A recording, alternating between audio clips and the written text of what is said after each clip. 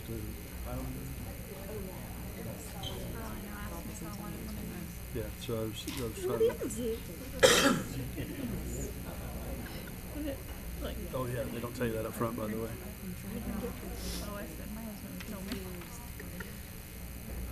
Right there with you. Yeah, it's sophisticated drivers have this summer. He built them this huge canyon. Yeah, but that's it. And the big dog The got salvage you saw placed in by papers is himself, about to and then the drive. little ones are over here. But it's a big wooden. It's really nice. My nephew's getting his license. Nick is getting his too. I'd like to call our meeting to order this May 8th, 2023. Tonight our invocation will be provided by the Reverend Jared Bromka from Calvary Chapel Church, followed by the Pledge of Allegiance, which will be led by Boy Scout Troop 59. If you would, please stand with me.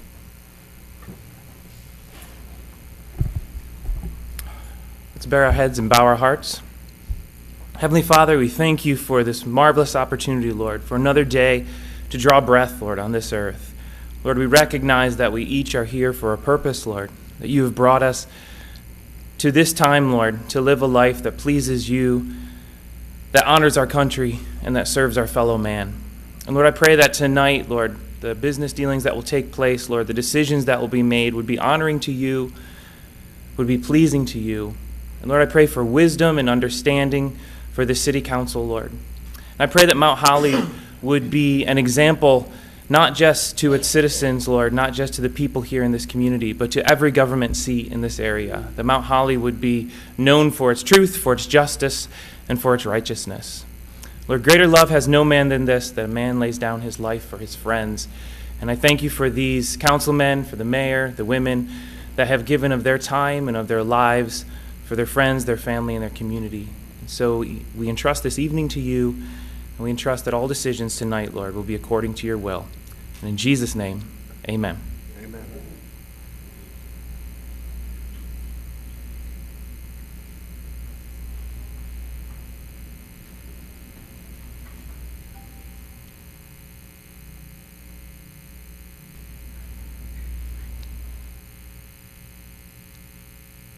Holy Guard, advance.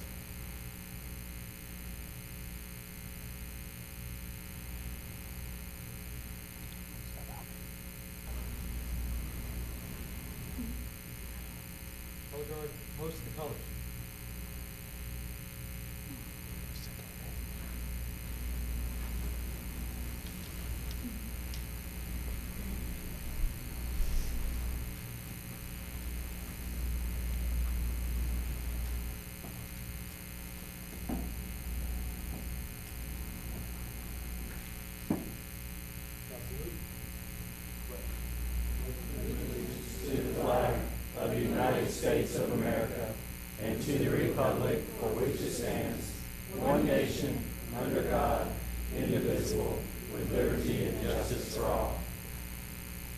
Good evening, Mr. Mayor, City of Mount Holly. Thank you for having us tonight. As you can see, like spring, we've bloomed. Great. Tonight, I'd just like to say thank you to all the mothers in the room, because without you guys, we wouldn't have these kids up here. So I know Mother's Day is coming up, so I'd like to encourage everybody to remember your mothers in a couple of weeks. And thank you for having us. Have a great spring. And one other thing is, I was here for the Man and Woman of the Year of Mount Holly this past week. And there was a gentleman that received that award that really inspired me this week. And I'd like to encourage each and every one of you guys to do what this man does. This man takes of his own free time, and I'm pretty sure you guys have seen him around Mount Holly. He wears a neon yellow shirt with a neon yellow vest and hat, and he's out there picking up trash on the roadside. So I would encourage you as citizens of Mount Holly, let's keep Mount Holly beautiful. Let's pick that trash up if we see it laying down on the ground. Thank you, Mr. Mayor. Appreciate you being here. Thank you. Yeah, Terrell Jonas is one of a kind. He's awesome. You may be seated. Thank you. I feel like, when the choir director tells everybody to sit down after you sing, they're just looking. No, but I'm glad they recognized Terrell. He was an employee of the city for over 25 years, and then he just kept working. So he's got his purpose. So it's awesome. Want to remind everybody we have our public comment sign up when you come in. We'll be getting to that shortly, so if you're wanting to speak under that, please sign up now. You are limited to 3 minutes. The council won't respond to you, but we'll get back to you through our staff. We have a couple of presentations and their family here for that. What we will do, we have 3 now. I'll go through the 3, and then after that, I'll take a 5-minute break so everybody can leave. And if you want to stay, that's on you. But you're welcome to. But I'll give you a chance to exit at that point. Next item is to set the agenda. We do have one addition to the agenda. Under presentations, we'll be recognizing Edith Smack, her young 100-year-old birthday. So we will move down to promotional swearing in of Captain Wes Monroe to number 3. Are there any changes to the agenda? Any others? All right, entertain a motion to approve. Motion by Ms. Polish, second by Ms. Shoemaker. All those in favor, please raise your right hand. Motion passes. We have 11 items on the consent agenda. Are there any questions? Hearing none, entertain a motion to approve. Motion by Ms. Harris, second by Ms. Shoemaker. All those in favor, please raise your right hand. Motion passes. I would ask the council to join me on the floor for presentations.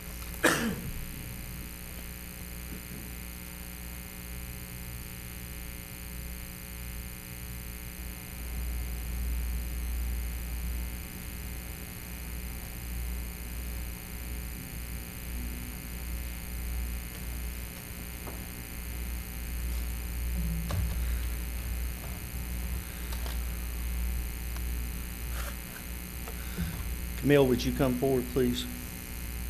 Tonight we have a resolution honoring the lifetime achievements of Thomas Marshall Holland.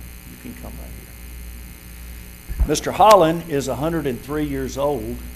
He is watching us through that camera right now, so we'll wave at Mr. Holland. Thank you for joining us. Must be in the water here at Mount Holly or something.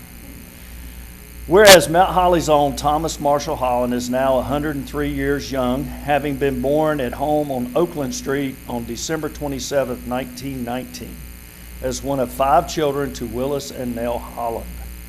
Whereas after graduating from Mount Holly High School in 1937 and the University of North Carolina School of Pharmacy in 1942, Mr. Holland enlisted in the U.S. Navy on July 4th, 1942, and served our country as a medic aboard ships during World War II until 1945.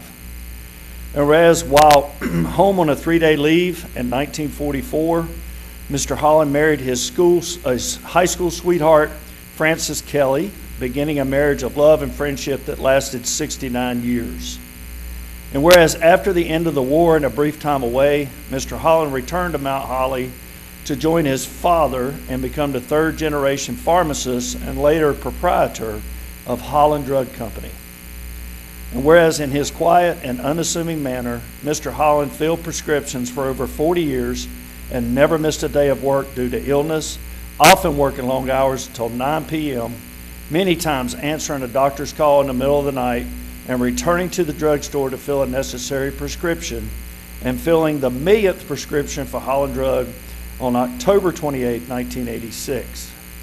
And whereas many in our community still fondly remember gathering at Mr. Holland's drugstore in the mornings for coffee and discuss sports, politics, and local news, and stopping by the soda fountain after school to socialize over Cokes, milkshakes, hot dogs, hamburgers, and a cherry smash. And so when Mr. Holland retired on December 31st, 1988, the community turned out on his last day and the drugstore sold out of hot dogs. And whereas a devoted Christian, Mr. Holland still found time to serve as a deacon and elder at the First Presbyterian Church and to volunteer in countless other ways, such as serving as the former president of the Lions Club and chairman of the annual March of Dimes Drive, and now still attends Bible study weekly, attributing his longevity to clean living. And whereas Mr. Holland and his wife Frances, who was a notable piano and organ teacher, organist, and choir director for the First Presbyterian Church, raised their 2 children, Willis Marshall Bucky Holland and Camille Holland Caruth, and today have 5 grandchildren and 9 great-grandchildren. Now therefore be it resolved that the City Council and Mayor do hereby take this opportunity to honor the lifetime achievements of Thomas Marshall Holland, who has spent his good health and long life in service to his country, church, family, and community with faithfulness while maintaining the highest ethics. And on behalf of the citizens of Mount Holly, we express our heartfelt appreciation for the difference it has made in the quality of life of our community. Thank you, sir. Thank you. Yes, ma'am. Thank you. I know the council would love to shake your hand.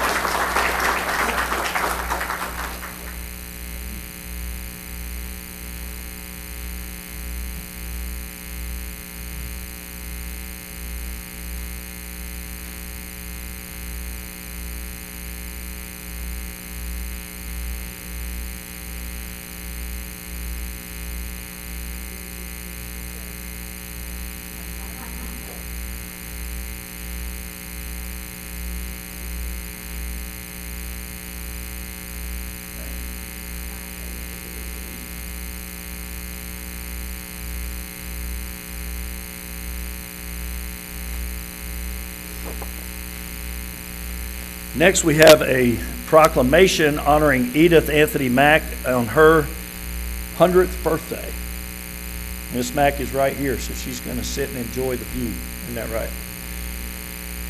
Whereas on May 4th, 2023, Miss Edith Anthony Mack will celebrate her 100th birthday, and so we gather together today as a community in her honor. Whereas Miss Mack was the second oldest of 10 children born to the late Esther and Otto Anthony, and whereas she attended Rollins Elementary School and is the last surviving member of the Reed High School graduating class of 1941. And whereas together with her husband, the late William Mack, she raised 5 children, namely James, Carol, Deborah, Phyllis, and Billy Joe. And whereas Miss Mack was employed for 50 years by the late Dr. and Miss Stroop of Mount Holly, and whereas she is a proud member of Bird's Memorial Church, and whereas Miss Mack is a lover of word searches and an avid reader, and is also famous for her chow chow and nanny cookies, which recipes she has lovingly passed down to her daughters to continue to make them for family and friends. Now therefore be it proclaimed that I, Brian M. Huff, Mayor of the City of Mount Holly, on behalf of the City Council and the citizens of Mount Holly, do hereby wish Miss Edith Anthony Mack a happy birthday and many happy returns, and recognize her strength and longevity. For as the proverb says, gray hair is a crown of glory. It is gained in a righteous life. Thank you, Ms. Mack.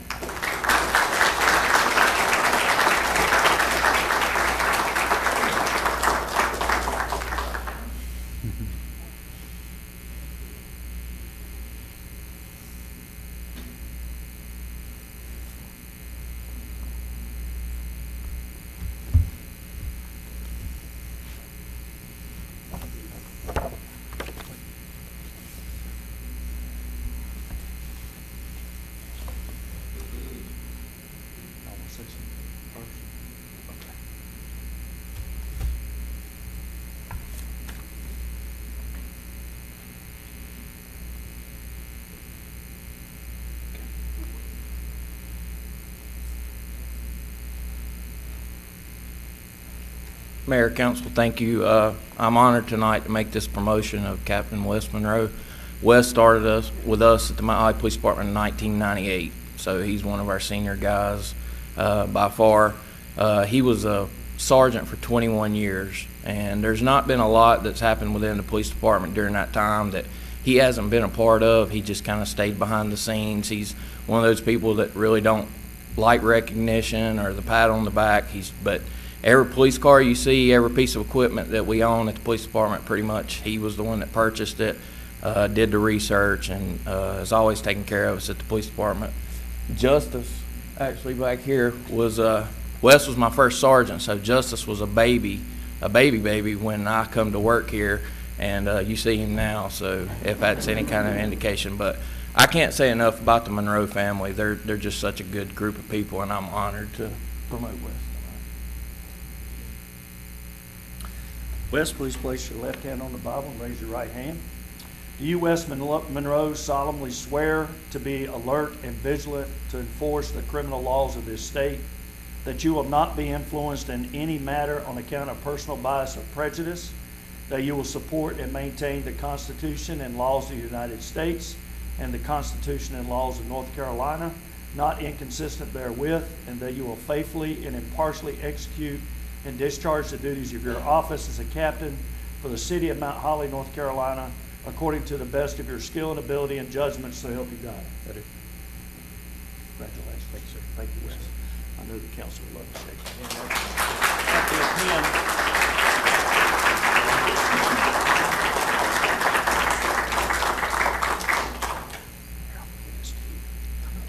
And he'll just sign that. We're all good to go. Thank you. Good to meet y'all. I'm Brian. Hey, good to meet you.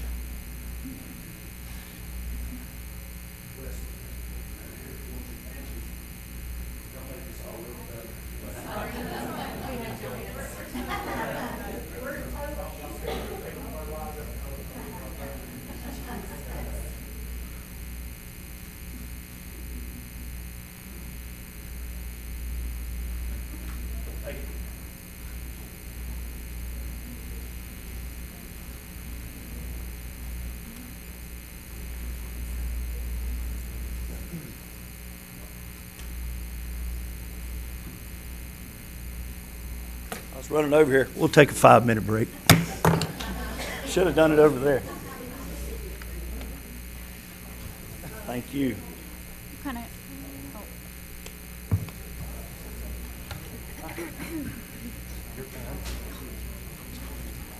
And I broke it. I got. No, I can go that one. It's a loose gun, how much? Which I've done before. Man, I was sweating. It comes in My glasses started falling. It's that time of year with a big building like this where you don't know what temperature. Yeah, it's just the humidity is starting to come back.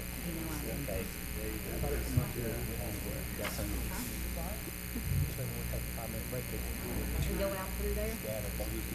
Oh, well. Amen. Just keep your I'm not that keep holding your breath.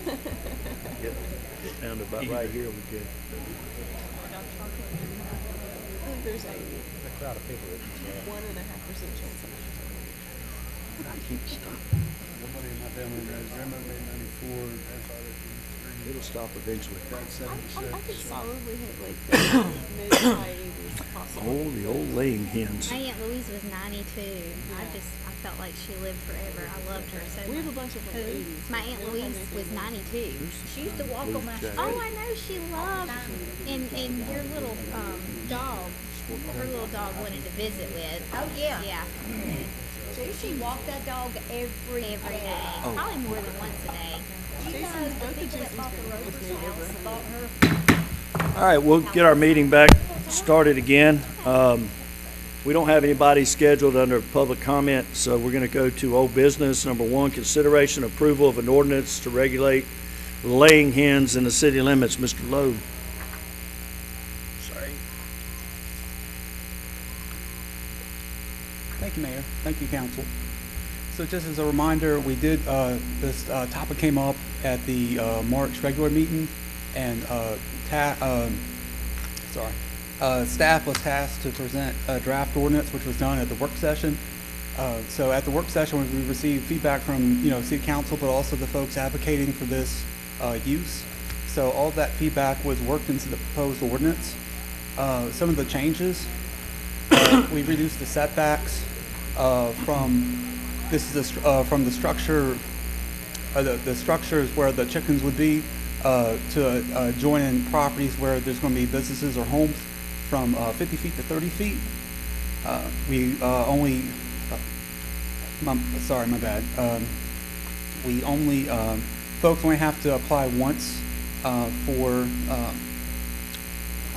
the use kind of thing, and they just have to submit a plot plan, and basically the plot plan would show the setbacks to make sure they're hitting up the setbacks. And also the permit fee is going to be $50. The proposed fee would be $50.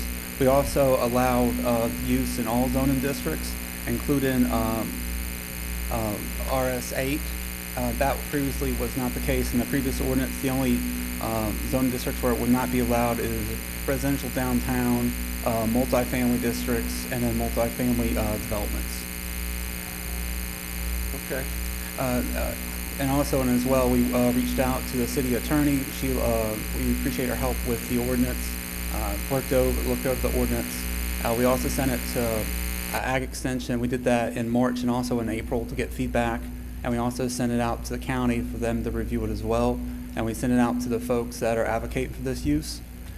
So, in closing, we really try to make an ordinance that would allow the use, but then also set up regulations that would not impact or limit impacts on neighboring businesses and neighborhoods.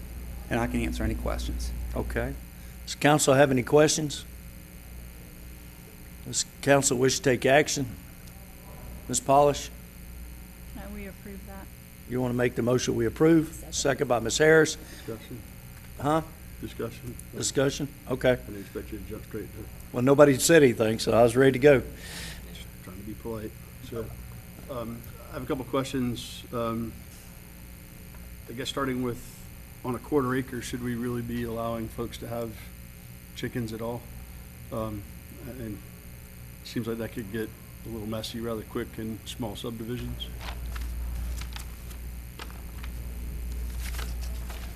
So on a quarter acre, they can have up to 4. So from 0 to less than quarter acre, they can have 2. But I'm with you because a lot of our developed neighborhoods, like Catawba Heights, other neighborhoods are, they have smaller lots that have been developed over the years, kind of thing. And I have enforcement concerns before we run with this. We've had other animal-related issues that essentially have gone unaddressed, where we've had nuisance animals, dogs in particular, and got no support from animal control, so I don't expect a lot here. If I understand it correctly, they're not going to come out and deal with fowl at all. Is that correct? That's correct. We have checked, and they're going to look after dogs and cats, but they wouldn't be coming after fowl. But that and kind of our why we have written the ordinance like we did is to allow folks to, if there are situations where there's a problem and they need to work to a solution, we give them enough time to check that box or to find a solution. So we're kind of understanding that we're kind of in it ourselves, as it were. So my concern isn't the folks that have been advocating for this and that are responsible, and much like we've done with other things, I'm kind of leaning towards a path to making this permissible for people who are already doing it. I don't like the fact that they don't really have a way forward. I'm just concerned about, if you've ever been to Key West and seen the number of roosters in the trees where it got out of control in a hurry, and we have no way of enforcing that. So if somebody has, I'll get to the timing in a moment, but if somebody has too many chickens that are running wild or they have roosters, how's that going to get addressed? So that basically we would reach out to the county, but if they don't help us with that, we would handle that with our code enforcement staff. So you guys are, I'm sorry. Go ahead. So you guys have been trained to catch chickens?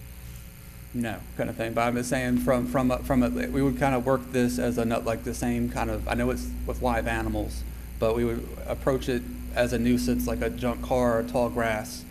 And if we didn't get assistance from another agency, we would do our best to, if there is like too many chickens, or let's just say we're working on a couple cases where currently people are keeping chickens in like an apartment complexes, for example, and we're working those nuisance cases. So I'm just saying, we probably might be the best trained, our staff would not be, but we would do our best to address the issues if we weren't getting additional assistance.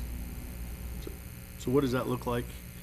I don't expect our staff to be going out and handling fowl. Who's going to? So if I'm the neighbor and I'm dealing with too many chickens and roosters, how's that going to get resolved for me? That's a good question. Marie, I don't mind trying to, if you could maybe assist, I appreciate. So the way that the ordinance is written currently is to treat violations of the ordinance as a code enforcement matter, similar to other types of code enforcement matters. For example, nuisance cases, tall grass, junk cars, things of that nature. And so the code enforcement is tasked with handling violations. This is a complaint-based process. The code enforcement does have the authority to inspect property, to issue notice of violations. And if there is a notice of violation, there's a process for submitting that to the property owner. The property owner would have 14 days to remedy the violation and bring the lot in compliance. Now, if the property owner did not bring the lot in compliance, then their permit would be revoked. So essentially, they would no longer be allowed to be keeping chickens any longer. They would have 30 days to rehome those chickens and get them off the lot. If they did not rehome them and get them off the lot, then I'd say they'd be facing a code enforcement lawsuit. So nobody wants to be sued over chickens, but giving them that time period to rehome is thought to be in line with the time period that's allowed for other nuisance type cases. And now on the other side, if they have not brought the property in compliance within 14 days, but they've made a good faith effort, for example, maybe if some item of fencing had broken and so they're trying to put them in some sort of temporary fencing, something of that nature,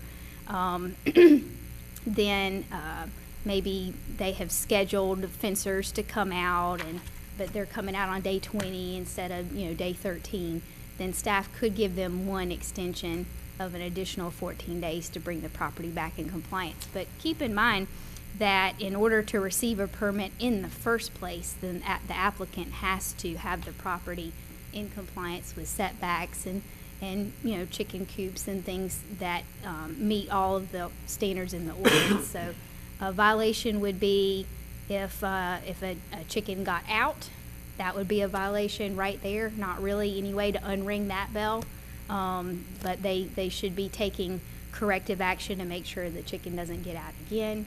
Now, if they had too many, that would be a violation. They need to rehome some. They need to have that done within that time period for fixing the violation.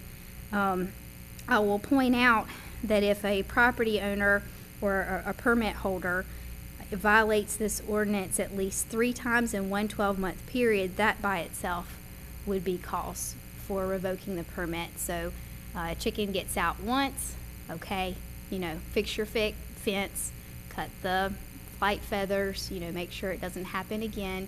And there is a requirement in here that talks through all those measures. Gets out a second time, okay, we're really looking at the property here. Maybe something's out of compliance and needs to be brought back in. Gets out a third time, sorry, your permit's revoked, in a 12-month period. Because so that's the process there.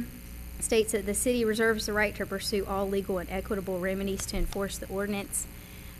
Essentially, hopefully it would never get this far, but if someone got in a situation where they were not meeting ordinance and their permit was revoked, they would have essentially illegal chickens, which would be handled in the same way as having illegal animals now or some other type of nuisance now that is in violation of our ordinance.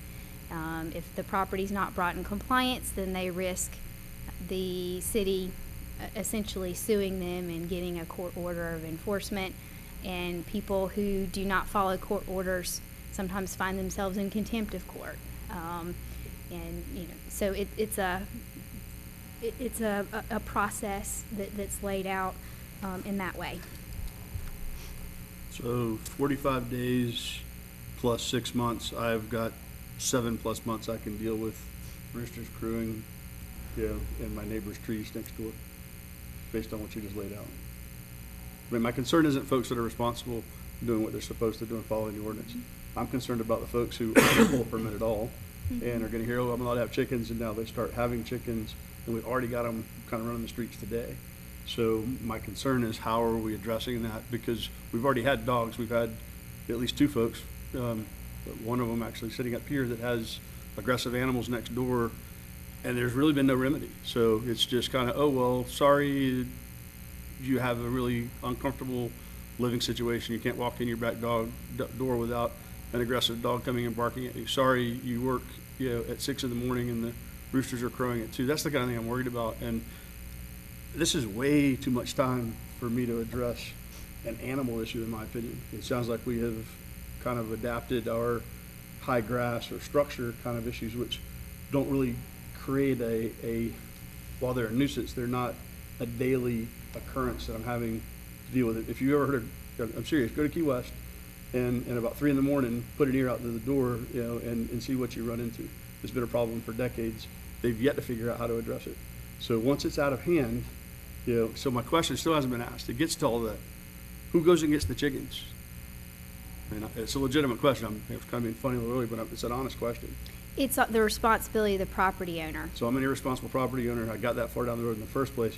What action can we take? What can we actually do as a city to address that problem? I haven't heard anybody on staff answer it yet, or from the legal side. I keep hearing I can take them through a process, but how do I get rid of the chickens that are the problem? I haven't heard that answer yet. If the property owner, this is the answer the way I know it. If the property owner does not bring the property in compliance, their permit is revoked and they do not rehome the chickens, then no, it is not our expectation that staff is going to go round up their chickens. It's my expectation that they would be sued to enforce the ordinance, and that we would receive a court order from the judge ordering them to remove the chickens, which is an equitable matter. And if they do not remove the chickens, they could be found in contempt of court. They could even go to jail. So that's my understanding. Mr. Craig? Question for Marie. Do you know, what does a code enforcement lawsuit look like? Like, what would maybe something they would have to pay out? Or, because obviously, I mean, it wouldn't be jail time or anything like that to that extent. No, we're talking about, we're talking about an equitable lawsuit. So that's where a judge is ordering someone to do something. Otherwise, the judge could give the city the authority to come round up the chickens. I suppose we could contract that out to a third party to come in and take them. The judge could order jail time, fines, covering our costs, those types of things. So it's not a lawsuit in the sense with damages that you're referring to. It's not a monetary suit. It's a suit about taking some sort of action to bring your property in compliance with the ordinance. So to clarify sort of the questions is how do we enforce it, but also it seems that there's a more limited time frame that maybe this should be addressed. Is that where I'm hearing this go? I have two concerns with it, in that 45 days before I'm ever even experiencing any kind of, other than receiving a letter. And then what I've heard alluded to is that I've got to get, everybody been to court. How long does that take? Months and months. So, how do we get somebody out to remove the problem, which is the chickens, sooner is what I'm trying to get to. And who does that? I mean, apparently a third-party contractor, once we've been to court. Is there a way to get that done sooner? Can I call and levy a fine against the property like we do with grass and that kind of thing for going and getting the chickens sooner? We could put a fine in there if you wanted to. Let me be clear. I'm not looking to fine them. I'm looking to how do I fix the problem, which is remove the chickens. Is there a way to get, if I have a violation and I don't get it done with a certain time, that we can hire the third-party, fowl expert, for lack of a better term, a summary chicken catcher, nuisance abatement? and then they can go take because my concern is that if we don't address this, one, you're going to have people living with the negative side of this for an extended period of time, and if you don't deal with it fairly quickly, the incubation period is relatively short, and once you get a rooster or two and they get loose, we got a bigger problem. And I might be sounding like I'm, the chickens, the sky's falling, chicken little here, but it's not. There are cities that have gotten this out of control, and it's become a big problem. I've visited them. Well, I just want to address one thing. A chicken that is loose is a totally different matter from a property that may be out of compliance in some way, but the chickens are on the property. A chicken that's loose is like a stray dog that's loose. It's my understanding that the county does get involved in that. Is that what we heard? Or am I incorrect on that? So, we had reached out to Gaston County Animal Control about, some assistance, and dangerous dogs, goes back to, if we have an ordinance that's separate than the county ordinance, they will not enforce it. So, actually, we're able, at the Mount Holly Rotary Club, we had Gaston County Animal Control, since the lack of response for several weeks, was like, are you equipped to handle this? And the answer was no. Dogs, cats, that's it. We are not equipped to confiscate chickens and store them in a facility. I could tell you only time that we ever dealt with this, a guy had turkeys, pheasants, chickens, roosters, everything. It was a very nasty situation, a very unclean matter, a smelly matter, and ultimately gave the time didn't come in quiet. We contacted somebody to remove them from the property. And that was after multiple attempts. And the gentleman agreed to surrender animals, and a company came in. So we had the ability to contract that out. I guess historically we've not had an ordinance that allowed this. It prohibited everything. In fact, it used to be 500 feet from the property, then it went 250 feet from the property. So it got stricter. But that's, over the past 22 years, that's just my own experience for me dealing with this matter. So the property owner allowed the city to come in and remove by consent, and so Yes, by consent. by consent, you can handle these things in a different manner. And we've done cleanup on just hoarder type situations by consent as well too, but with the threat of impending court dates. Ms. Shoemaker? I'm wondering, is there a legal route to include language that would state something like that? That if a property was in violation or something like that, that there is a path forward for the city to hire a third party, and that the cost be borne by the property owner? Or is that not I'd say legal? potentially, because there is a summary abatement statute. That's the one that we use for grass mowing. In this case, chickens are a little different from grass in that they're considered personal property, and so there are more due process rights than just entering property to remove grass. For that reason, I didn't initially consider that when looking at the violation section, because I considered that we would want, before we're removing somebody's personal property, we would want a court order for that. And if we had a court order from a judge that says, yes, you can remove these chickens, then yes, we could hire a third party to come do that. Now, that being said, I'm happy to research the summary abatement statute, and I have not seen it applied to chickens, but I could, there could be holes in what I've seen. I can check around on that.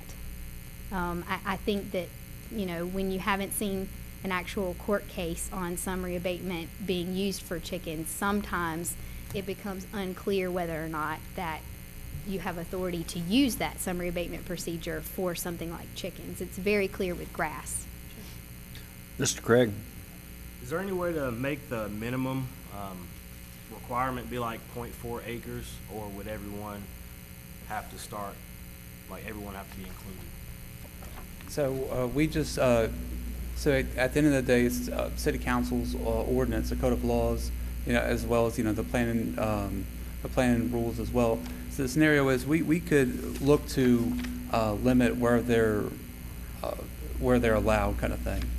So that's something that we could do, and for example, or we can lessen the number, kind of thing. We either could reduce the districts that they're at, or reduce the numbers that are allowed. Yeah, because I guess with even around a lot of new construction homes, around 0.19 to 0.25 acres, and I say a neighborhood with an HOA, that's really close. Some people have fences, others don't. would they require to have an actual like structural fence to have something in as well? Is that something you have included in that? Well, yes, so they would have to be, like, at night hours, it would have to be in some kind of enclosure, but during the day, that could be like in a run or like in a fenced area. Okay. But they would have to be, either way, they would have to be contained on someone's property. I mean, like, does the house have to actually have a fence or, just contained? No, just for the chickens. It's also important to note that many of these HOAs prohibit chickens and animals anyway, so I can guarantee you that just about every new subdivision will not allow this. This is gonna be traditional neighborhoods that you're dealing with, like Woodland Park and some others. He guaranteed it. I heard him say that. Ms. Harris? Roosters allowed? No, ma'am. Roosters are not allowed. No, right? ma'am. The way the ordinance is written is because, for example, if you had hatchlings, you may not be very skilled at knowing whether or not you have roosters from day one, and also you may need time to rehome baby roosters. So the way that the ordinance is written is that roosters are prohibited once they've attained the age to begin crowing or fighting, or in any event, any rooster which is over 6 weeks of age, whichever is sooner. So if a rooster is crowing and a neighbor has heard that, that's a documented thing. That rooster is not allowed. Ms. Shoemaker? So the only path forward for getting people who are currently having chickens and roosters, because there are definitely roosters around anyway, but the only way path forward is by complaint, is that correct? If somebody doesn't like voluntarily come and get, like if someone's not aware enough to realize that there's a new ordinance, or even necessarily that they're breaking the city's ordinance currently. I think some people just have chickens and they don't realize they're not supposed to. So like or roosters and they don't know they're not supposed to. So if somebody, like, we have to have like a complaint to get those people brought in line, or how are we gonna try to get them under the umbrella of this ordinance if it's passed? I would say just the fact that we're discussing it in open session is helpful. I'd say if you want to put something in your newsletter, in your city newsletter, I'd say education is going to be an important piece.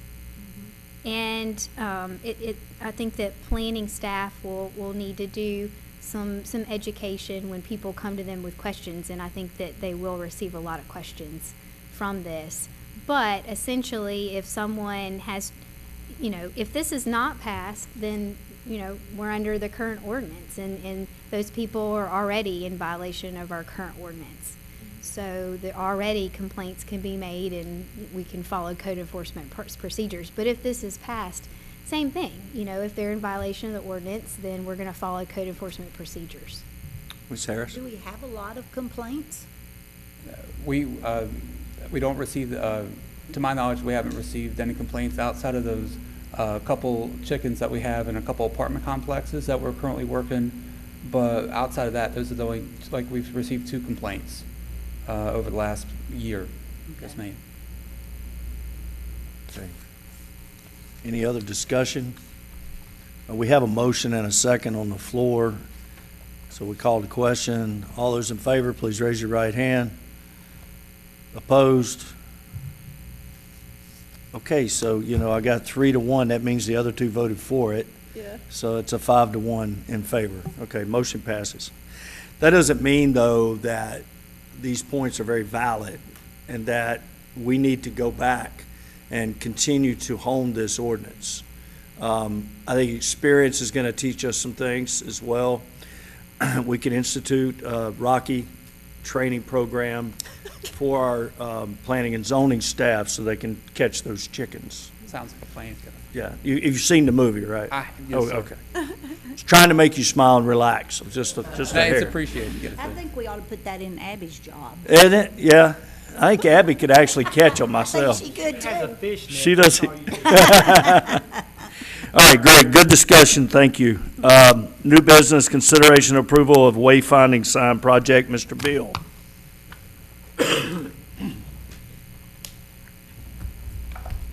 We've decided to brand our city as Chicken City, USA, so. Chicken and bees. I have with me Buzz Bazell with Bazell Design. He was the chosen contractor for this project that was in this fiscal year budget. But going back to 2011, council said we need wayfinding signs. You know, we need to draw people in the city, help guide foot traffic around downtown. And American Classic, ACSM, was chosen in October 2011. It was funded through the Mount Holly Economic Development Committee. Councilman David Moore, former Councilman Perry Toomey, former City Manager Danny Jackson, myself sat on that committee with 8 other citizen stakeholders.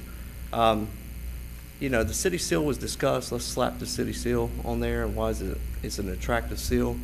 It was let's create a new brand, and that's where the M logo, the Connecting Community Nature tagline, was adopted by council on January 9th, 2012. So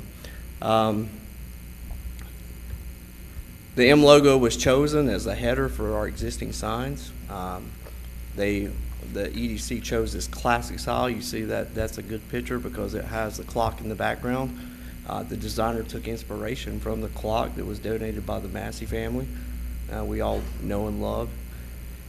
So council adopted the master sign plan in 2012, and then we started putting in signs throughout town. The Gateway Monument signs were designed in the master sign plan, and these went in a couple years later.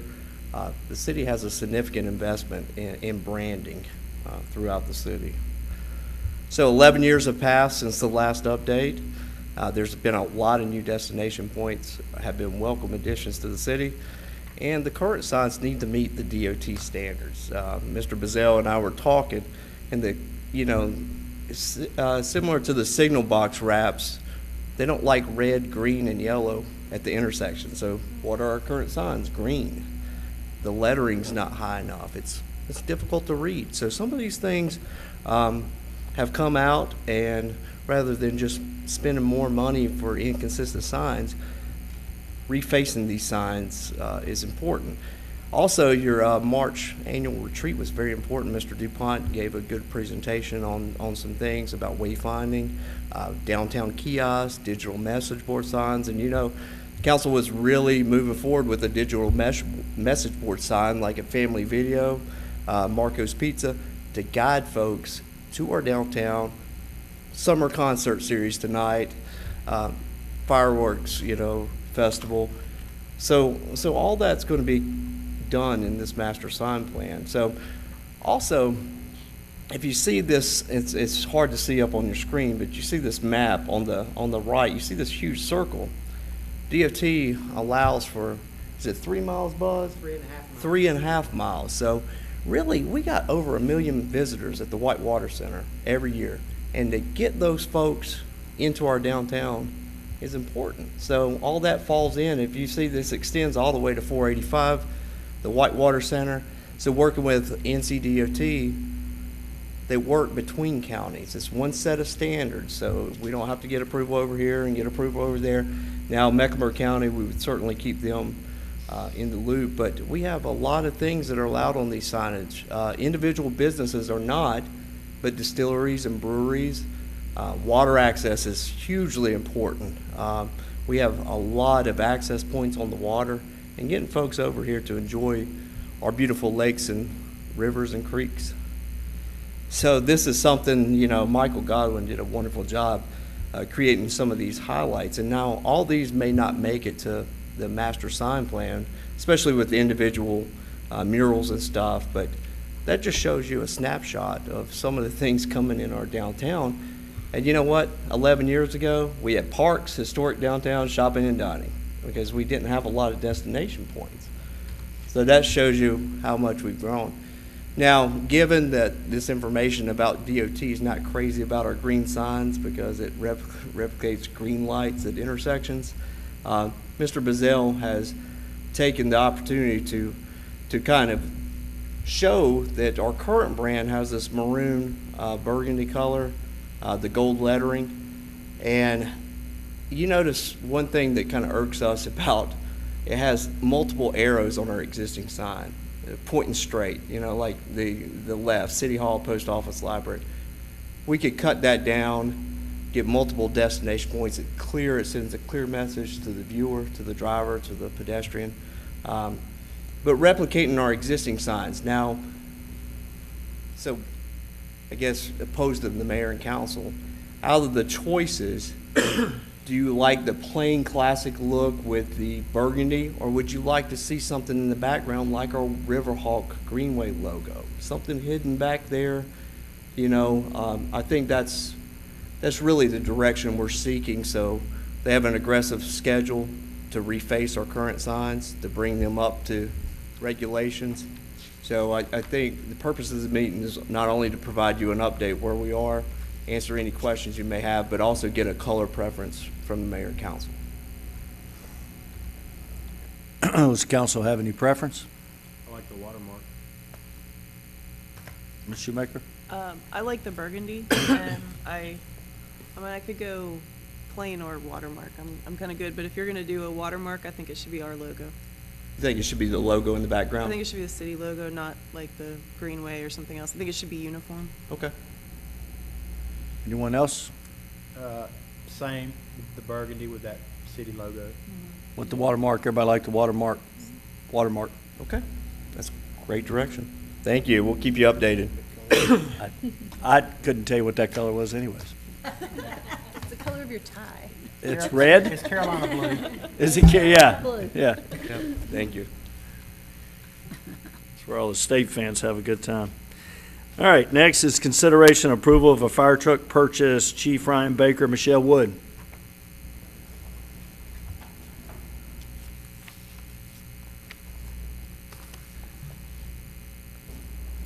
Good evening, Mayor, City Council, citizens of Mount Holly. So tonight, from direction from the work session of the April meeting, you advised us to research the purchase of a fire truck. Also, we researched what it would mean if we purchased 2 fire trucks. Would there be any discounts in that? So tonight, we're going to present our findings. The current engines that we're looking to be replaced, and this is in order. The first truck that you're going to see here is a 1999 Spartan. The company that built this truck, which is Hammer Apparatus, they're located down in Orangeburg, South Carolina. They went out of business about 2 years after this truck was built. So it is a custom truck, so anything structural-wise that needs to be repaired has to be manufactured by another company. This is the only other apparatus that will fit in the Catawba Heights Fire Station. So in 2014, we ordered 2 engine companies from Smil Apparatus, and one of those trucks was custom built specifically for that station so that it would fit. And it currently is still running out of that station at this time. It also, right now, this truck serves just as a reserve. In the event one of our trucks goes down, we can put it back into frontline status. Again, parts are very hard to come by at this time.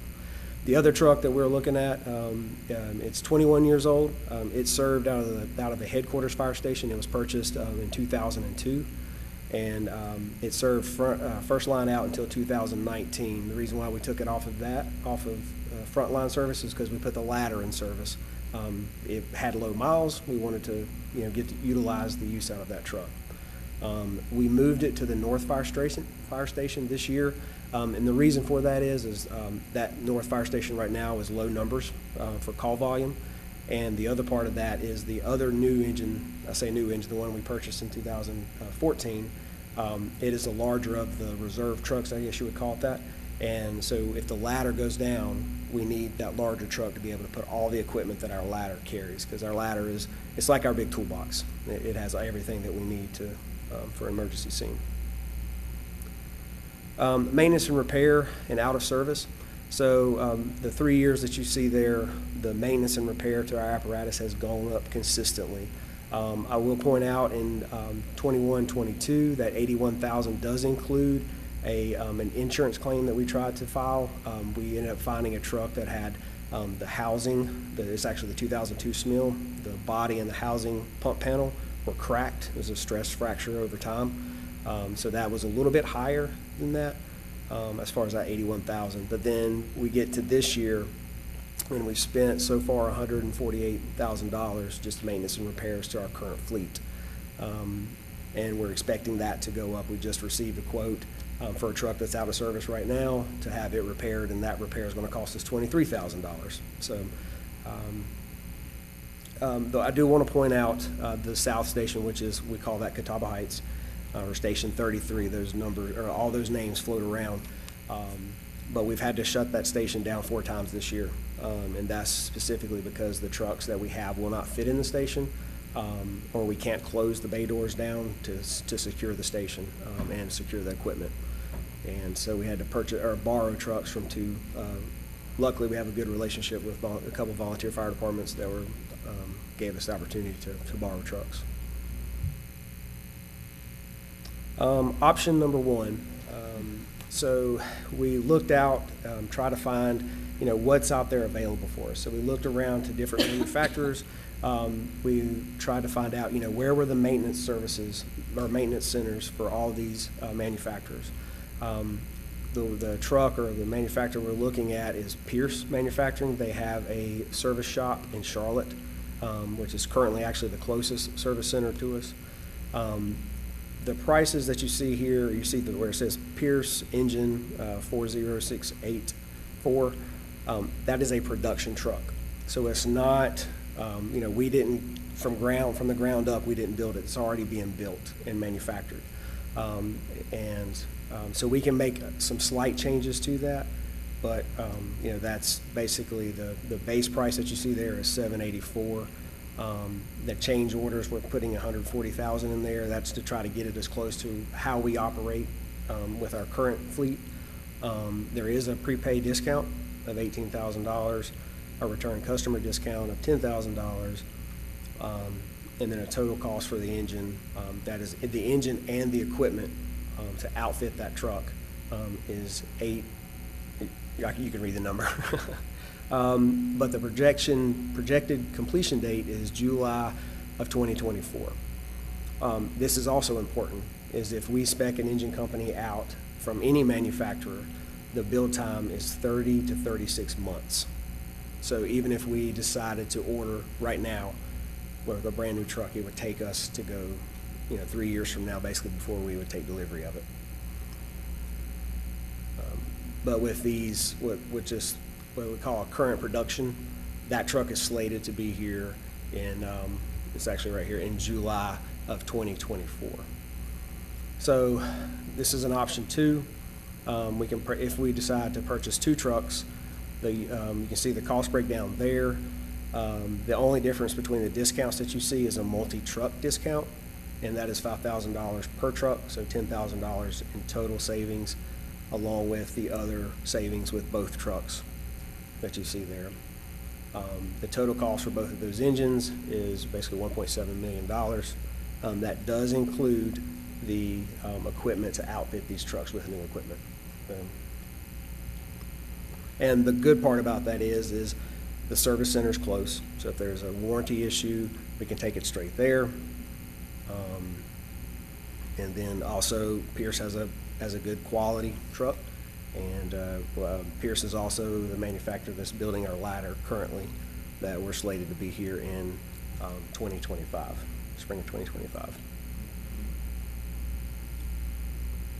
The option number 3 that we put in here was purchase an engine, so that would be a short order engine, we'll call it that. That would be here in July of 2024. You see the price breakdown, and then if we did choose to say we're not going to purchase 2 engines, then we'll just order one. It would be important to go ahead and secure our place in line to take delivery of that in 2026. So just to clarify, that's $300,000 less if we do it now versus May of 2026? Yes, sir. So one thing, so the price of those trucks that are basically, we'll call them factory trucks that are being built, the reason the price is so low is because the engines and the transmissions and those have already been secured.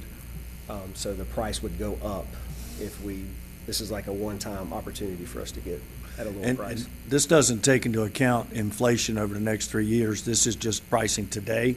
This is pricing up until, I believe, August of this year. So a minimum of $300,000 more if we wait. And we're going to need 2 engines. Is that what you're saying? Currently in our CIP, we already have one in this year's budget, and then we're gonna skip 1 year, and then that following year, so it'd be the 24 or 25, 26 budget, we have another engine company purchase in there in our CIP. So we're gonna need 2 engines in 3 years. Yes, sir. Okay. Does council have any questions? Finance assumptions before we, I'm sorry? I, I know it's okay, I couldn't hear you. I'm trying to figure out how to, what to go after first. I mean, it would kind of need to know where this group is on 1 or 2 trucks to have a meaningful discussion. Is the council agreeable that we need to go ahead and buy the 2 trucks?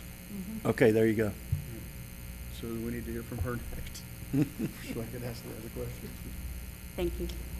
Yeah, the options, right now, we currently have it in the budget, 1 fire truck at 39-cent tax rate and utilizing just $334,335 of fund balance.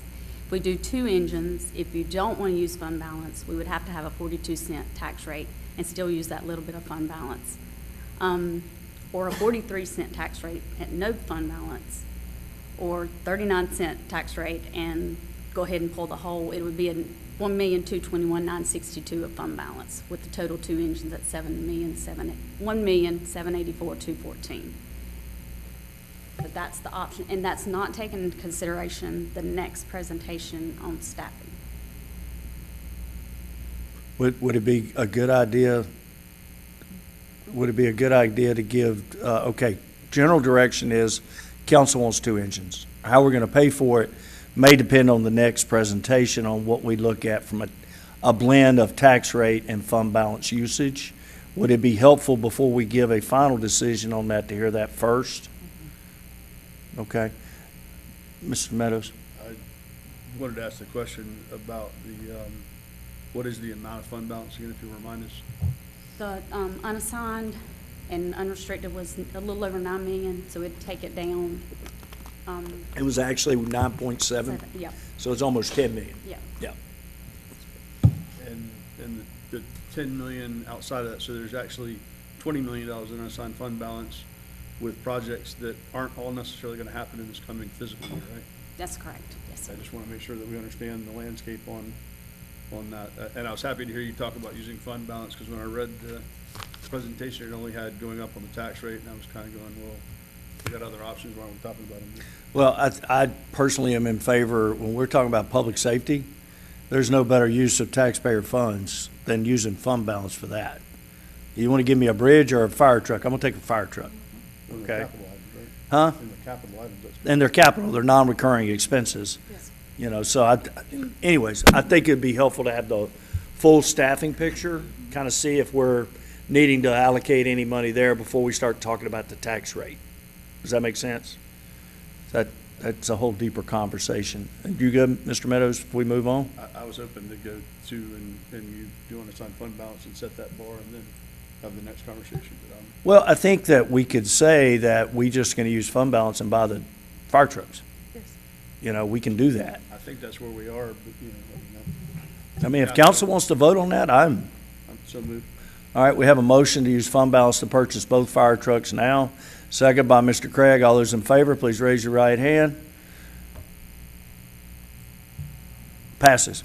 Thank you. But I still think regardless, you know, we're going to have to staff it, and I think that we have options for that in the future as well. So I think it's a great use of fund balance myself, but. And I do have kind of semi-related. What happens to the old trucks? They will be sold. Yes, sir. Once we So we do take, get something. we will get some money back. The Scrap used fire metal. truck market right now is a little bit higher.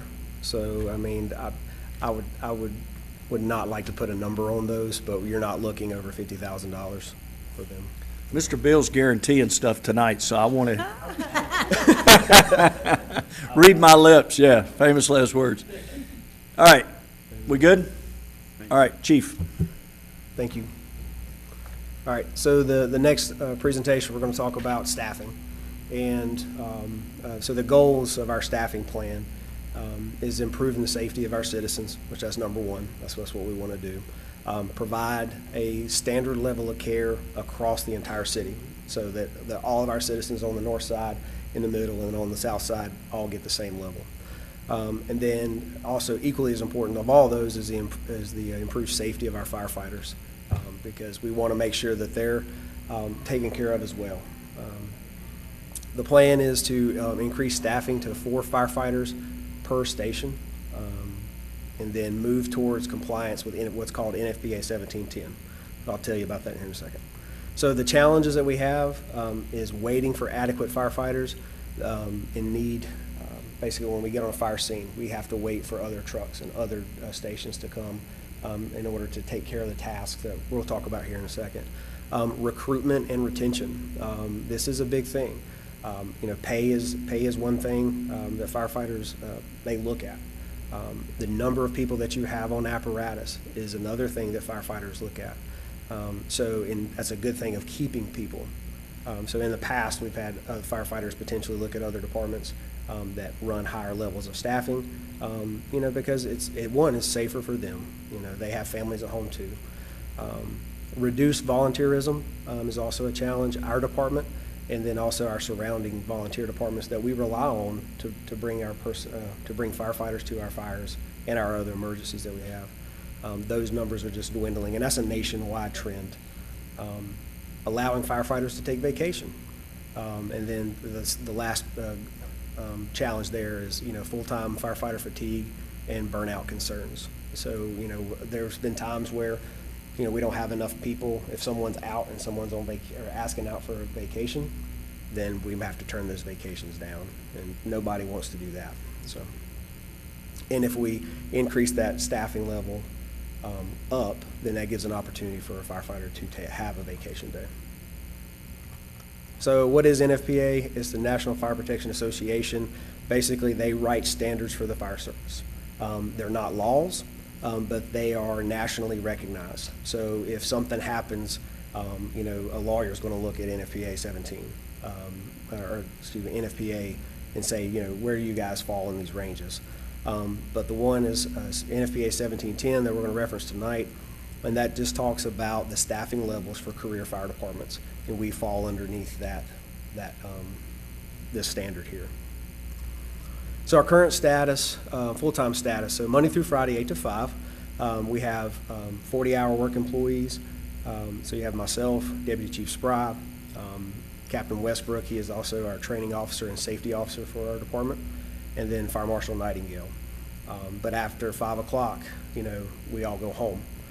So what does the city have, to staff or to cover the rest of the city? So at our headquarters station on Killian, you have a captain and 2 firefighters. At the Catawba Heights station, you have 2 firefighters, but there's no station supervisor at this time. Currently, the captain out of the headquarters stations supervises those 2 firefighters at Catawba Heights. And then the North Station, we have a captain and 2 firefighters there. So is this enough? Currently, this puts us 54%, the recommended minimum from NFPA 1710. So how many do we need? So to meet 1710, we need to have 15 to 17 firefighters on the scene within 8 minutes of a dispatch structure fire.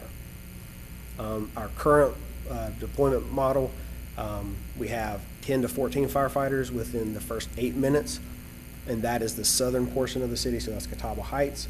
And where we get those numbers from, that's Belmont responding into the city, our stations responding to Catawba Heights, and then also West Meck Fire Department coming into the city.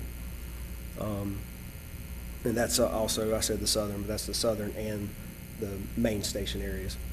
And then at the north end, which, staffing is it's just a long travel to get up there. So we have 8 firefighters within 8 minutes in northern portion. So Kendrick Farm, Dutchman's Meadows, we can get 8 firefighters there pretty fast. But then we're reliant on Catawba Heights Station running up that way, and then Lucia River Bend, Cooks, other Stanley coming in too.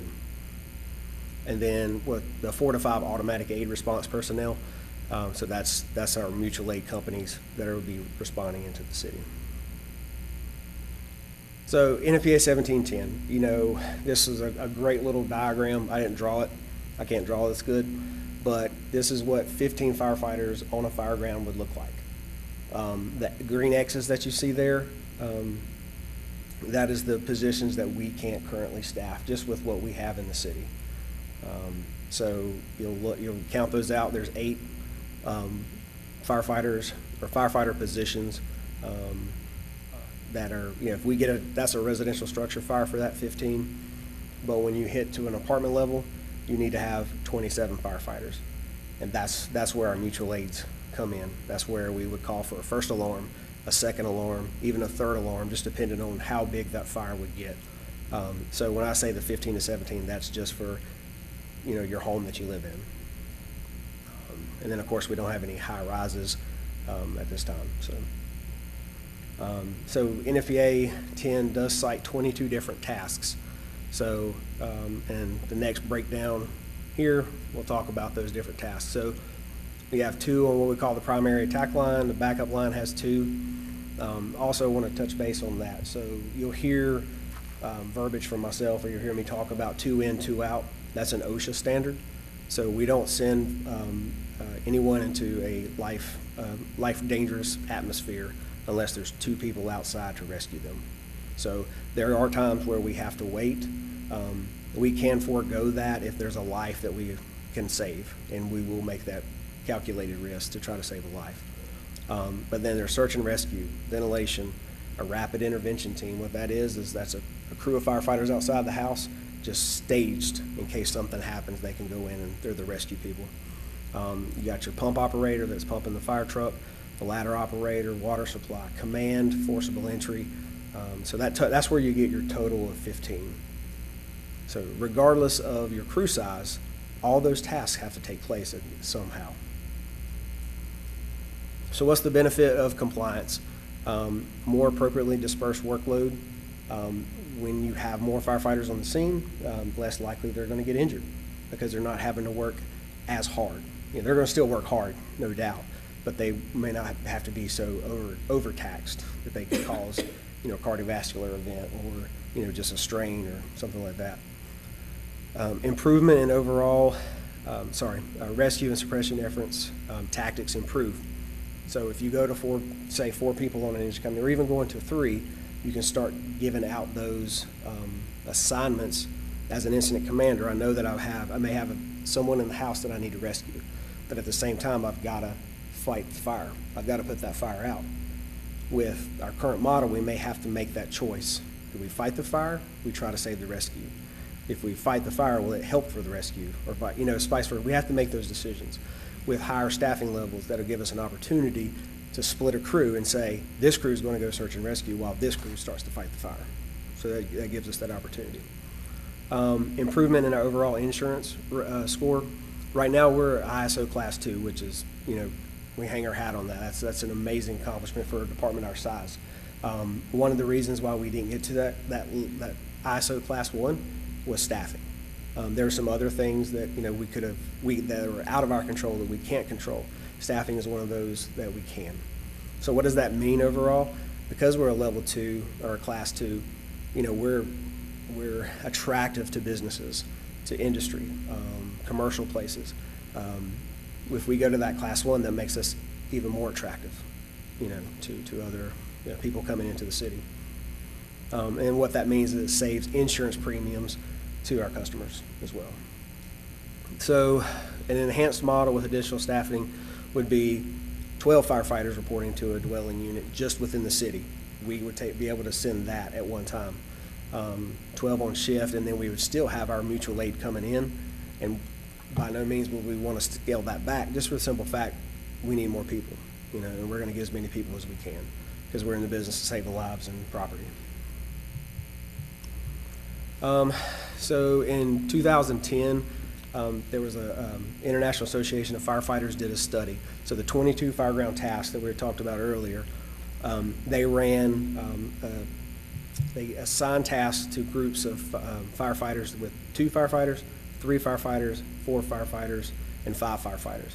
So currently right now we operate on a 2 firefighters and a 3 firefighter model. So you can see how long it took those firefighters to complete those 22 tasks. And then you look at it as you add more firefighters to that, obviously that time that it takes to complete those tasks goes down.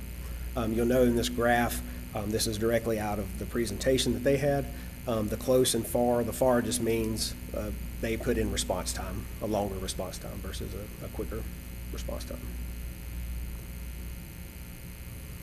A couple of other associations that recommend higher levels, so the International City Managers Association, they recommend 5 firefighters.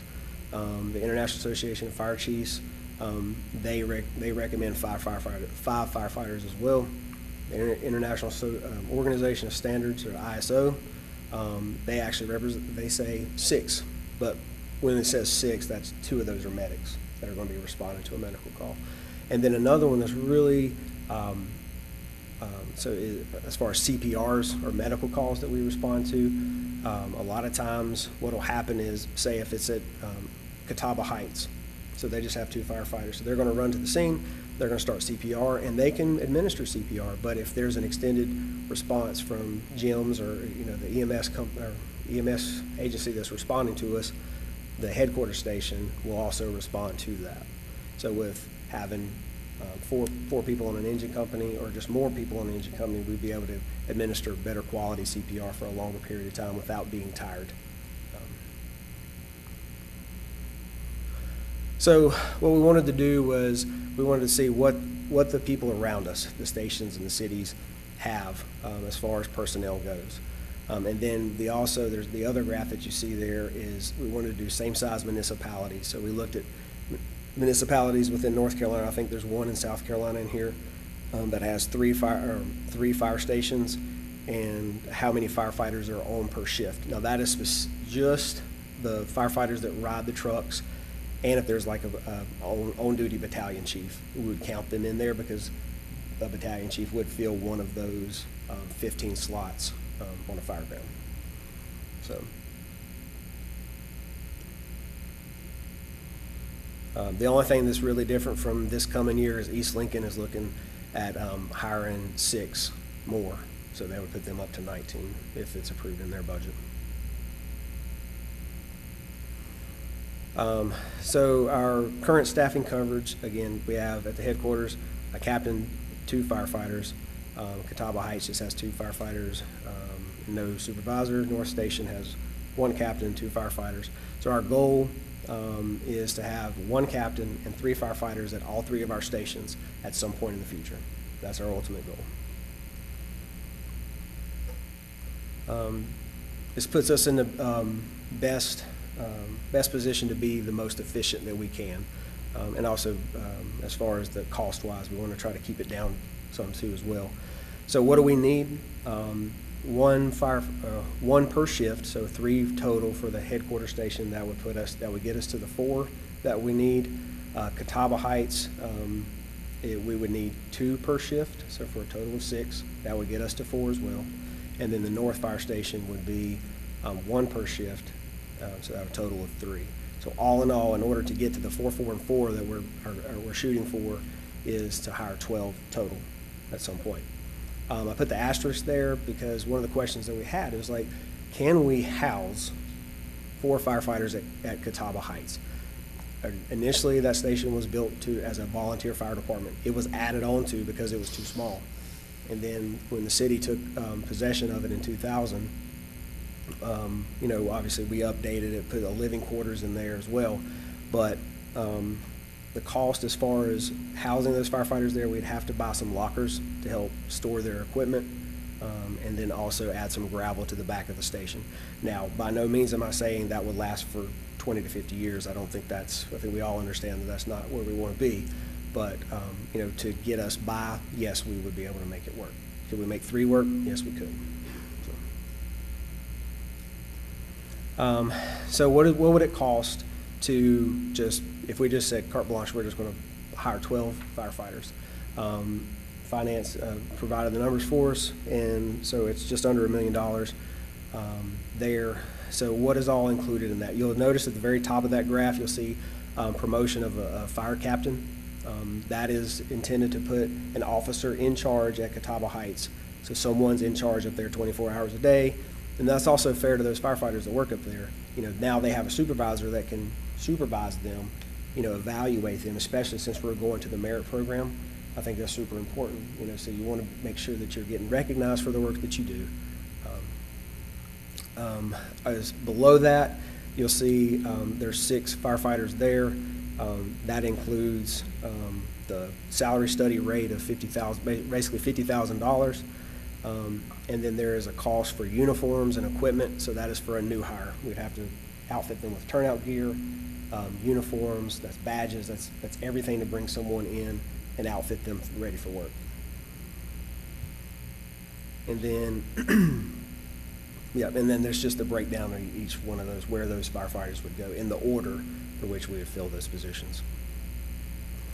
So my recommendation to council is increase our pay to what the salary study shows. Hire 6 firefighters in the upcoming budget. That total for that would be $503,000. And then potentially hire 6 more firefighters if we get the SAFER grant. So if you remember back in January, we applied for the SAFER grant. We had a company write the grant for us. It is right now it's in peer review. So we won't know if we get the grant until they start awarding the grant. So as far as the award date on that is looking at late summer, early fall would be the quickest that we would be able to know. So again, my recommendation is to hire 6, and then if we get another 6 through the grant, then we could hire those. The SAFER grant does cover all of their salaries, regular scheduled overtime, and also their benefits, based off of our current rate. So we can't interject the salary increase or the salary study into the grant that we've already submitted for, because we use the old numbers for that. And then to say we don't get the grant, then we would request hiring 6 firefighters in the 24-25 budget.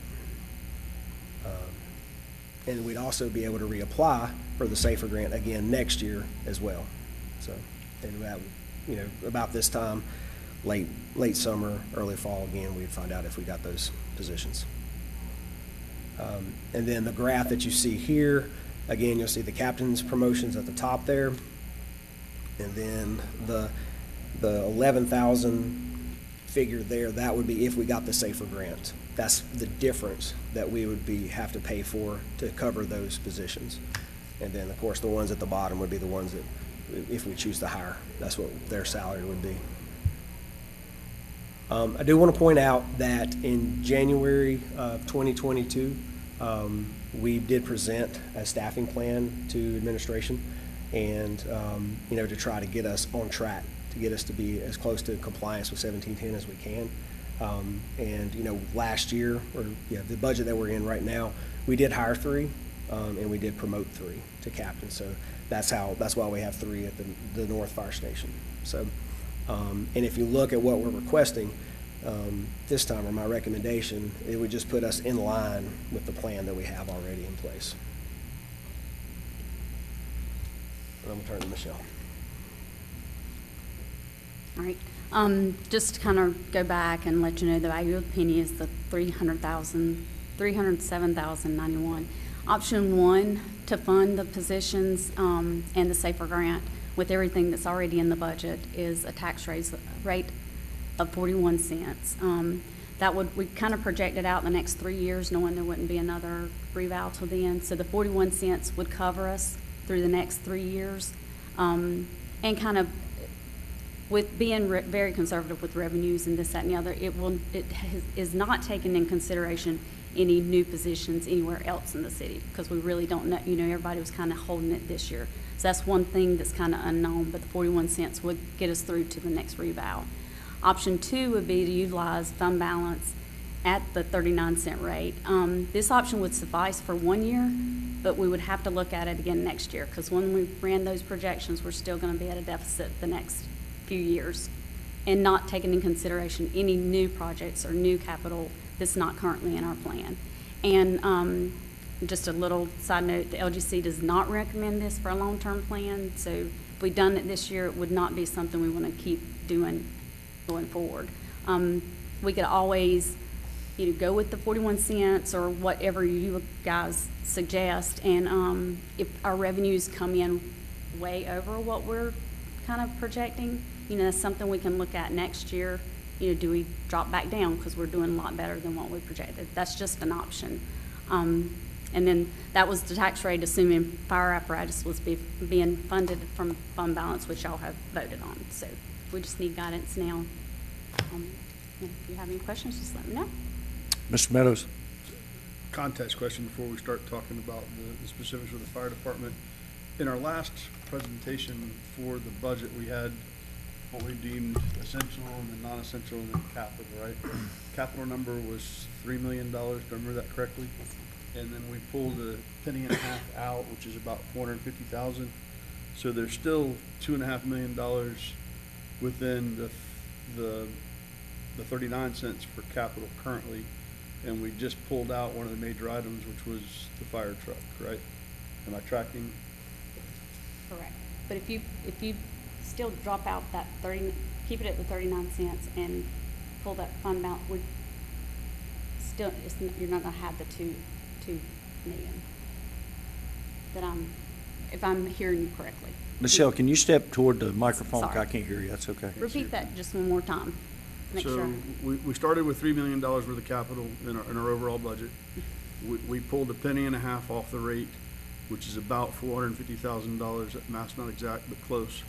So if I subtract that from what we had capital before, that puts us at about $2.5 million worth of capital. We just pulled a fire truck out. I know we just went to 2, but we had, what was one truck, 900,000? It was $1 million. $1 million for a truck. So if I pull that out, I've got $1 million just freed up in the capital budget for this current year without touching the tax rate. But you're not gonna pull it out because we're still keeping it in the capital. We're just gonna show, instead of additional revenue to cover it, we're showing revenue coming out of fund balance. So it's still gonna be in the capital expenditure. But it was covered by the tax rate before, was it not? The 890, it was $1 million, but we dropped it down to the 896. So I had 2.5 that included $1 million that no longer includes $1 million. So best, am I tracking? Are you following me? So let me ask it another way. 39 cents gives us $3 million or $2.5 million in capital plus essential and non-essential. Okay. If I'm not taking from that tax rate money to pay $1 million for a truck, then that adds money back in. Correct? So now, if the 39 cents includes that capital outlay, okay, but I'm not taking it from that, I'm taking it from my savings account. That's what you're asking. Yeah. The point being, the 39 cents did not assume that we were going to pay for the truck from fund balance, correct? Correct. It assumed that we were going to use the 39 cents to pay from that capital fund for the truck, correct? Correct. But we're not. So that gives us $1 million in that capital fund that we did not account for the 39 cents. It's hard to be on the spot with a question like that, I know. It's hard. But does that make sense? That's what you were asking. I'm just doing it in the Brian Huff. I got to understand it way. Somebody understand what I'm saying. I mean, I'm just getting at this year. Right, just this year. And to build on that, the challenge I have with it is that I feel like we could approve 12 positions and we got enough money under 39 cents to pay for it right now. My concern, and Michelle and I've had this conversation offline, is that we know over the next 3 years, we're not going to raise this rate again. Not likely. I don't see anybody up here going, yeah, I want to raise the rate every year. It's just not likely going to happen. So my concern is, as we go forward, we know that we've got anywhere between 2 and 5% of an increase coming with the merit program and COLA for our most important asset, which is our people. So what I just termed, for lack of a better term with Michelle, was capital compression. So each year we go, we had $2.5 million this year in capital. Well, next year it's not going to be $2.5 million in capital because we got to pick up the operating cost of people. So what I was trying to get across is that I believe we can improve the 12 that we need. We've got a couple of different ways to get after that. If you do the 12, the $1 million covers it all together. We get the SAFER grant, then we've bought ourselves some time for growth, revenue, other projects to fall off. I mean, that was kind of what I was thinking through. But I do still have concerns in that we only really get one bite at the rate during reevaluation, and that I don't know that 39 cents is exactly the right number at this point, because we're gonna keep increasing our operating cost each year, so I'm a little concerned about that. So that's, I wasn't trying to play gotcha. I was No, trying to, no, I understand. trying to set the stage for, I think we can do this, I think we can pay for it, but we need to be aware of what's coming, which is that next 3 budget years. That's what I was trying to get to. Well, and some other unknowns that we budgeted for, some pretty high-ticket items that the state has indicated support. That doesn't mean they voted for anything. It means that they agree it's important, they understand it. If that comes through, we always have the opportunity to lower the rate again. Yes, sir. Well, I was just gonna add to that too. I mean, we've got a lot of great things on the horizon. We just don't know when, how much they're gonna hit, because we've got a lot of growth coming. We've got 4 office buildings, the likes of we've never seen, that are coming. We got 2 apartment complexes coming, but they don't hit in one tax year. So you don't know exactly what you're getting, but it's coming. So, you know, you can go, hey, I feel good about it coming, but, you know, I've cited one developer who's told us he's coming for 8 years, and we have 1 building, and they still own like the remainder of 20 acres. So you just don't know when people are actually gonna do what they say they're gonna do with the best of intentions. Well, we've been bidding on that 15 years ago. You know, you can't bet on the come. You can't do that. You have to go with what you feel comfortable today, knowing, because all construction can stop tomorrow. We don't know what tomorrow brings. We really don't. It has been proven by a recession 15 years ago and COVID. You really have no idea. So it's hard to do that. I think it's easier to raise your rate. I'm going to say it a different way. I think it's easier to lower your rate less now than to come back next year and say we need another penny or 2. That would be more difficult. So if, in other words, if you said instead of lowering from 48.5 cents to 39 cents, which is a pretty nice decrease, almost 20-some%, you go 40 cents or 40.5, going back to where we started, but we didn't know we had $1 million in staffing needs at the fire department last 2 weeks ago, right? We now are aware of that situation, and, you know, I'm good personally with a rate in that area because it's public safety, because of what we're funding and how we're going about doing it.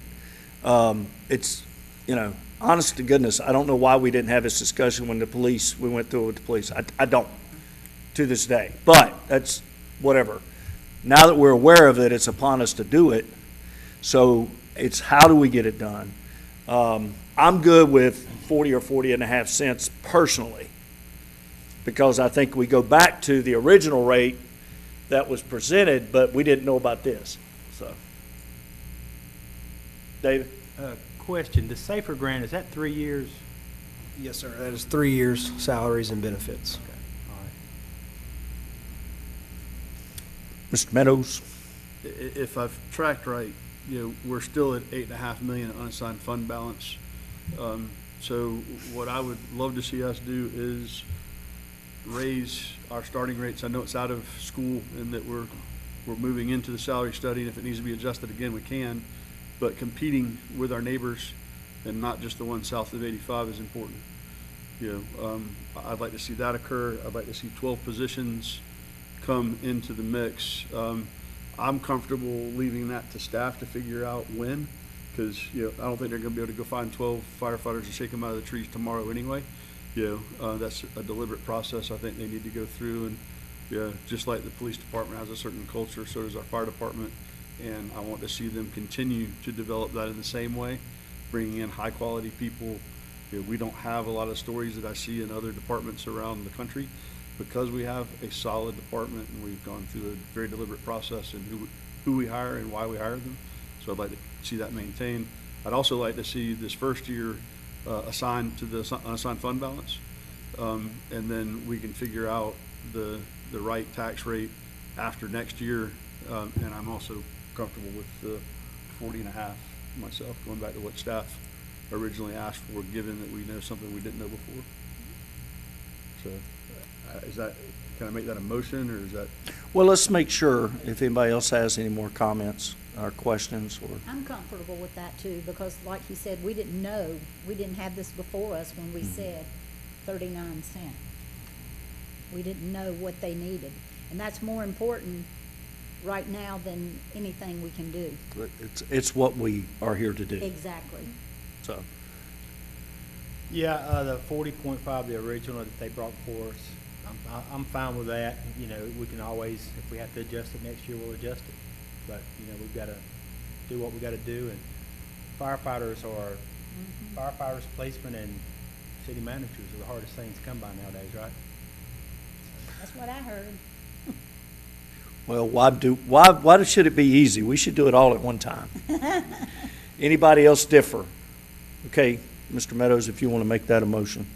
So I'd like to make a motion that we go with a 40.5 rate, that we approve the 12 positions, that we set aside $1 million of the unassigned fund balance to pay for that originally.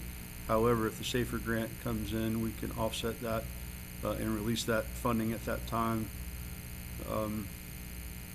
And that we allow the fire department and the city manager's office to determine the hiring plan timing-wise. Because I think it's going to take them 18 months to get there personally. Okay, second by Ms. Polish. Just a point of comment. The tax rate isn't set yet. It is just a direction given through a motion. I forgot something too.